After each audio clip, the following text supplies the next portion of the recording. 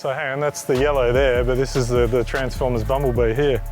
Yeah, exactly. So this is a workshop vehicle. What sort of work have you done on this thing to make it a little bit quicker than standard? Okay, yeah, so this thing here, we stepped up the development. We did there, like I said, our exhaust system. Yep. Everything revolves around the exhaust system. We need to get those gases out. Then we do the basic stage package, which is just your intake and tuning. Step that up for some power.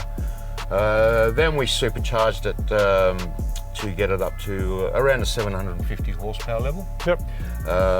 And since that, we've gone up to 1,000 horsepower with the supercharging. That's included now our own grind camshaft. So comp cams in America do a special grind for us. They do two grinds that we can use on our Aussie Camaros, and they're our own IP grinds, but made by comp cams. So we use them to make the power up to 1,000 horsepower. Our own fuel system, own exhaust, own intake, and then we use the Whipple supercharger on it. Nice. And I'm guessing, you know, with all this here, you're obviously doing quite a bit of tuning here, custom to cars and R&D. 100%, yeah. This room now has become a real R&D room. Customer cars, yes, as you can see, we've got several in the workshop that we need to tune, but Callum, our calibrator, spends a lot of his time on R&D.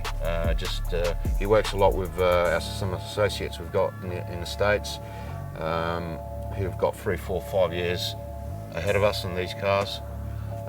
And we work them out to be suited for our Australian conditions and fuels.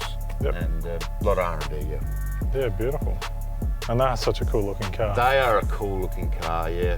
Bit understated when you get them out the showroom. They are a little bit, I don't think they're as sharp in the shape as the Mustang. But as soon as you do a couple of things to them, and it doesn't take much, a bit of lowering some wheels, yeah, they're a cool looking car.